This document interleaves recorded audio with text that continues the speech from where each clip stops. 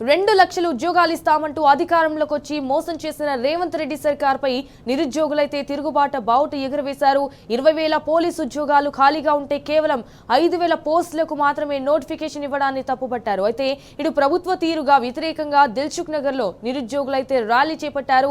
5,000 police ఉద్యోగాలు కాదు 20,000 ఉద్యోగాలు వేయాలంటూ కూడా ఆందోళనకు దిగారు.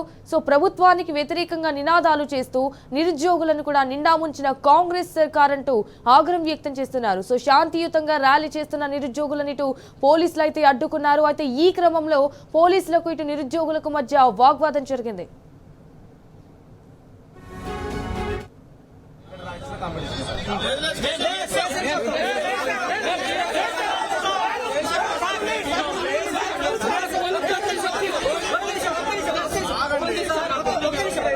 ఇప్పుడు మీరు స్టేషన్ దగ్గర కంప్లైంట్ తీసుకోకపోతే రేవంత్ రెడ్డి చెప్పినట్టు మేమందరం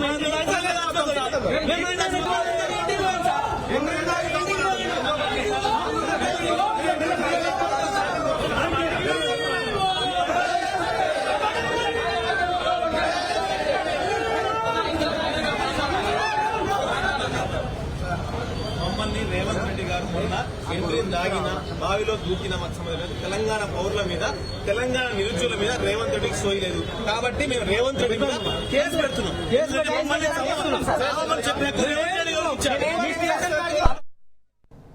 సో రైట్, ఇక ఇదే విషయానికి సంబంధించి మరిన్ని డీటెయిల్స్ మా ప్రతినిధి యాసర్ లైవ్ ద్వారా అందించడానికి అయితే సిద్ధంగా ఉన్నారు. రైట్ యాసర్, చెప్పండి. సో దగాకో రేవంత్ సర్కార్ అయితే నిరుద్యోగులు సీరియస్ సిచ్యువేషన్ లో కనిపిస్తున్నారు. అండ్ ఇప్పుడు నిరుద్యోగుల సైడ్ నుంచి అసలు డిమాండ్ ఎలా ఉంది, ప్రెసెంట్ అక్కడ సిచ్యువేషన్ ఎలా ఉంది? సంజయ్, దిల్సుఖ్ నగర్ ప్రాంతంలో టెన్షన్ వాతావరణం అయితే నెలకొంది. ఏదైతే నిరుద్యోగులు ఒక్కసారిగా రోడ్డుపైకి వచ్చారో తమ ఉద్యోగాలు కల్పించాలంటూ నిరసన వ్యక్తం చేస్తున్నారు.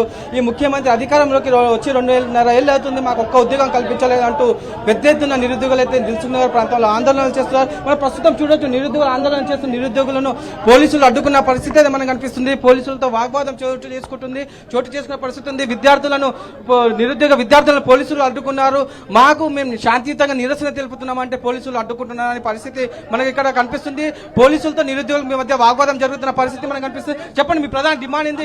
ప్రధాన డిమాండ్ ఏం లేదన్నా, ఈ రోజు నిన్న జరిగిన రైతు భరోసా సభలో తెలంగాణలో నిరుద్యోగులు దిల్సుఖ్ నగర్ లో ధర్నాలు చేస్తున్న వాళ్ళని మీరు ధర్నాలు పెట్టినా పొర్లు దండాలు పెట్టినా ఎండ్రీని దాగి చచ్చినా కూడా నేను అన్నాడు.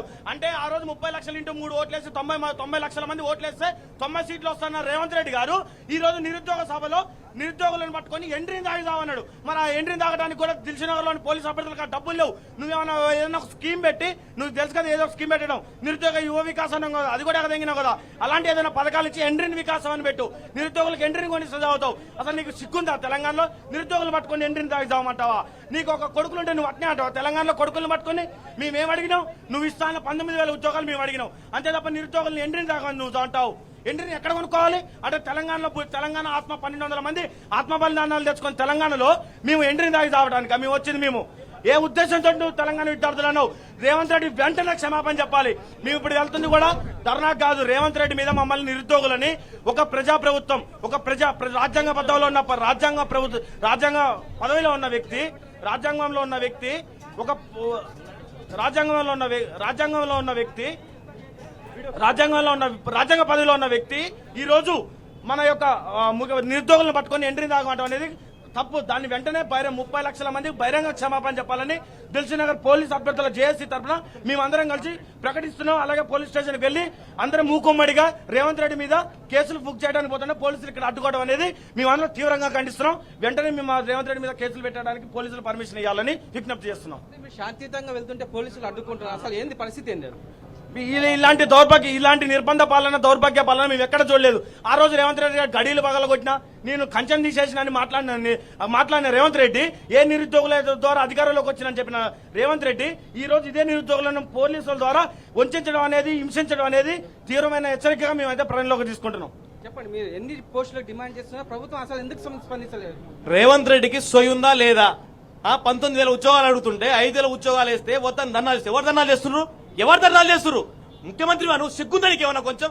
రాజ్యాంగ పదవిలో ఉండి అబద్ధాలు ఆడతావా? ఇంత పచ్చి అబద్ధాలు ఆడతావా? మమ్మల్ని సావట నువ్వెవడా సావడం చెప్పడానికి? నువ్వు సావు, అవసరం నువ్వు చచ్చిపో, మమ్మల్ని అంటావు ఏంది? ఎవరిచ్చారు నీకు హక్కు మమ్మల్ని సామని చెప్పింది? ఎంటిన డబ్బాలు ఇచ్చినా బావిలో దునికినా మాకు సంబంధం లేదురా. నువ్వు సావు ఫస్ట్. ఈ తెలంగాణ చరిత్ర పట్టింది నువ్వు. మేము పట్టిన మేము కాంగ్రెస్ గెలిపడానికి మేము కష్టపడే అందరం కూడా ఎవరైనా చెప్పడానికి. ఇంకోసారి ఇలాంటి పలిమాని మాటలు మాట్లాడారు రేవంత్ రెడ్డి గారు. మీ దిష్టి బొమ్మ కాదు, మిమ్మల్ని తెలంగాణ రాష్ట్రంలో లేకుండా చేస్తామని చెప్పి ఈ నిరుద్యోగ తరఫు నుంచి గట్టిగా హెచ్చరిస్తున్నాము. ఇంకోటి మాట్లాడుతున్నారు ఎక్కడ పడితే అక్కడ. మేము ఉద్యోగాలు ఇద్దాం కావాలని ఆపుతారని చెప్తారు. ఎవరు ఆపుతున్నారు? ఇంతమంది మీరు చూపిరు, ఒకసారి చూపిరు. ఎంతమంది నిరుద్యోగులు బయటకు వచ్చి కొట్టుకుందే వాళ్ళ ఆవేశాలు ఆకృతి కనబడతలేదా? మీరు దోచుకోవడం దాచుకోవడం ఇంకేం చేస్తారు? ఇవాళ మాకు సొయ్యి ఉందా? ఏమన్నా మీద మా మీద సొయ్యి ఉందా మీకు? ఎంతసేపు దాచుకోవడం తప్ప మీకు మా మీద సొయ్యి లేదని ఈ మీడియా ముఖంగా రేవంత్ రెడ్డికి తీవ్రంగా హెచ్చరిస్తాం. చచ్చిపోతే నువ్వు చచ్చిపో, మాకు సంబంధం లేదు. కానీ మా గురించి మాట్లాడే ముందు నీకో బాధ, నీకో కొడుకు కన్న కొడుకు ఎదుగొచ్చిన కొడుకు ఉంటే తెలిసేది. ఆ ఎదుగొచ్చిన కొడుకు ఉద్యోగం లేకపోతే తెలిసేది నీకు. ఎందుకంటే నీకు కొడుకు లేడు కాబట్టి ఇలా మాట్లాడుతాం. రేపు గనుక మాకు గనుక ఉద్యోగాలు పెంచకపోతే మాత్రం నీ కుర్చీ కాల్చడం పక్కా. చెప్పండి, మీరు చెప్పండి, మీ డిమాండ్ ఏంటి? అన్న ఈ రోజున మా ఆవేదన కారణము దయచేసి ఒక్క ప్రజల మొత్తం కూడా గమనించాలి. ఒక్క 20 సెకండ్లు ఉంది వినండి. పరీక్షలకు నేను ఇవాళ 5,000 ఖాళీలకు నేను నోటిఫికేషన్ ఇస్తే ఈ రోజు అద్దంలో సావనన్నా ఇది వినాలి మీరు. ఇది ఎక్కడ అని మీరు ఒర్లినా పొర్లుడు దండాలు పెంచినా చూడండి, మీరు ఎండ్రిని దాగి బాయిలో దుంకినా ఇవన్నీ పోలీసులు చూడండి అన్న, దేశంలో ఎక్కడైనా కూడా ఒక ముఖ్యమంత్రి గౌరవప్రదమైనటువంటి ఒక సీట్ లో ఉన్నాడు. నిరుద్యోగులు సచ్చిన ఎండ్రింగ్ తాగి బాయిలో దూకినా నాకు సంబంధం లేదు, నేను నా మొండి దగ్గర చేస్తా, నేను అవే 5,000 ఇస్తా, మీరు సావంటారా అంటున్నాడు. ఇంత ఘోరమైనటువంటి మాట ఎక్కడైనా ఉందా? అంటే ఇప్పుడు మేము సావాలా? ఈ రేవంత్ రెడ్డి గారు ఒక మాట మేము విని ఆయన మేము రెచ్చిపోయి మేము చచ్చిపోతే ఇప్పుడు ఆయనకు మంచిదా? అంటే పైసచ్చికి ఆనందమా? ఒకప్పుడు మొహమ్మద్ బిన్ తుగ్లక్ పాలనతో పోల్చేది అందరినీ. కానీ ఇతని కంటే తుగ్లక్ చాలా మంచివాడు. ఎందుకు మంచివాడు అంటే ఢిల్లీ నుంచి దౌలాబాద్ కి మన రాజధాని మార్చిన ప్రజలు ఇబ్బంది పడుతుందని తెలిస్తే మళ్ళీ మార్చేసినంత మంచి వ్యక్తి అనే ఆయన కంటే చాలా డేంజర్ కాదు రేవంత్ రెడ్డి.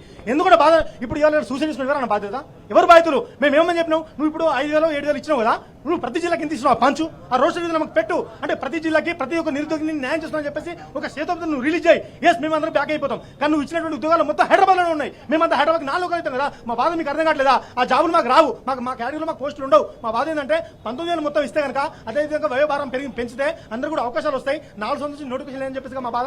మరి ఇలా నువ్వు ఏం చేస్తున్నావన్నా? అంటే ఎవరికి పదవులని కట్టబెడతాం అనుకున్నావు? ఎవరికి జాబ్ ఇద్దామని చెప్పి అనుకుంటున్నావు? ఆంధ్ర పాలకులక, ఇలా కర్ణాటకలక, బీహార్లక, నీకున్నటువంటి నీ మోచేది నీ తాయి వాళ్ళకి ఇస్తాను అనుకుంటున్నావు? ఎవరికి ఇద్దాం అనుకుంటున్నాను? అంటే ఇప్పుడు దీనివల్ల మేము ఏమనుకోవాలి? ఈ యొక్క రాష్ట్రం వదిలిపెట్టి ఎక్కడ పారిపోవాలా? మరి మేము ఎక్కడ బతకాలి ఇప్పుడు? అంటే మేము నమ్ముకున్నాం దీన్నే ఎస్ఆన్ కానిస్టేబుల్ నోటిఫికేషన్ చదువుకుంటాం, మంచిగా మేము మంచి మార్క్స్ తెచ్చుకుని జాబ్ తెచ్చుకున్నాం అనుకున్నాం. కానీ ఇలా ఏం జరుగుతుందంటే ఈ ఒక్క పోస్ట్ కూడా మాకు రాదన్న. మా బాధ మళ్ళీ అర్థం చేసుకోవాలి. ఇప్పుడు ఫినాన్షియల్ అప్రూవల్ మాత్రం జరిగింది, నోటిఫికేషన్ రాలేదు కాబట్టి దీన్ని బ్యాక్ తీసుకోమంటే మాత్రం ఖచ్చితంగా రాష్ట్ర వ్యాప్తంగా మొత్తం కూడా ఎక్కడికక్కడ మేము మొత్తం కూడా ప్రతి రోడ్డుని, ప్రతి నేషనల్ హైవే కావచ్చు, గల్లీ కావచ్చు, ఢిల్లీ కావచ్చు, మొత్తం కూడా మేము బ్లాక్ చేస్తాము. తప్పకుండా ఇది బహిరంగంగా మేము హెచ్చరిక జారీ చేస్తున్నాం.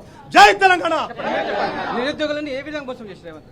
నిరుద్యోగులకు నోటిఫికేషన్ ఇస్తానని 20,000 పోస్టులు ఉన్నాయి, 19,000 పోస్టులు ఉన్నాయి, 14,000 పోస్టులు ఉన్నాయని మాకు చెప్పి ఆశ పెట్టించి మేము సంవత్సరాల నుంచి తరబడి స్టడీ చేయాలని ఏది అని అది అని కష్టపడి మేము చదువుతుంటే ఇప్పుడు 5,000 ఉద్యోగాలకు నోటిఫికేషన్ ఇస్తా అని గ్రీన్ సిగ్నల్ సంతకం పెట్టారు కదా.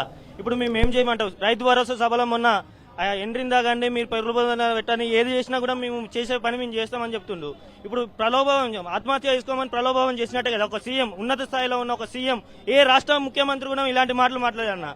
మా పేరెంట్స్ కూడా, మా తల్లిదండ్రులు కూడా ఇలా చావు చేయి అని చెప్పలేదు. నీకు కష్టపడి ఏదో ఒక పని చేసుకుని నానా అని చెప్పారబ్బా.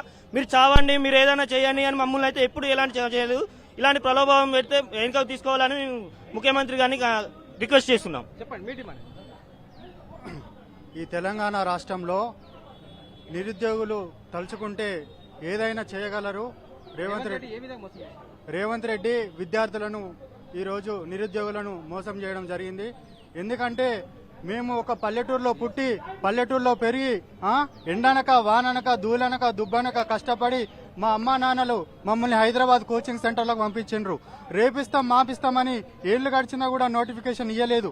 అయినా ఇప్పుడు ఇచ్చిండ్రు 19,000 20,000 పోస్టులు ఇస్తారని మేము ఆశించాము. మేము ఆశించిన తగినంగా నోటిఫికేషన్ రాలేదు. మేము ఎంతవరకైతే ఈ రాజకీయ నాయకులని నమ్మినామో మా విద్యార్థులను మోసం చేస్తుండ్రు. కానీ రేవంత్ రెడ్డి గారు మీరు ఒక్కటి గుర్తుపెట్టుకోండి, విద్యార్థులు కనుక తలుచుకుంటే ఏదైనా చేయగలరు. మీరు విద్యార్థులను చిన్న చూపు చూస్తే ఇది మీకు తగిన పరిష్కారం కాదు. మొత్తాన్ని చూసుకున్నట్లయితే ఏదైతే రేవంత్ రెడ్డి సర్కార్ నిరుద్యోగులకు న్యాయవంచనకు గురి చేస్తున్నారని ప్రధానంగా నిరుద్యోగులతో ఆగ్రహం వ్యక్తం చేస్తున్నారు. ఏదైతే ముఖ్యమంత్రి రైతు భరోసా సభలో నిరుద్యోగులకు సంబంధించి కించపరిచేలా మాట్లాడారు. ఆ మాటలు వెంటనే వెనక్కి తీసుకోవాలని ప్రధానంగా నిరుద్యోగులు డిమాండ్ చేస్తున్నారు. మరోవైపు 5,000 పోలీసు ఉద్యోగాలు కాదు 20,000 వేయాలని మేము ఎప్పటి నుంచో కొట్లాడుతున్నాం. కానీ ప్రభుత్వం నిమ్మకు నీరెత్తున్నట్లు వ్యవహరిస్తలేదు. ఖచ్చితంగా వెంటనే 20,000 పోలీసు నోటిఫికేషన్ వేయాలి, లేకుంటే తమ ఆందోళన ఉధృతం చేస్తామని నిరుద్యోగులు హెచ్చరిస్తున్న పరిస్థితి ఉంది.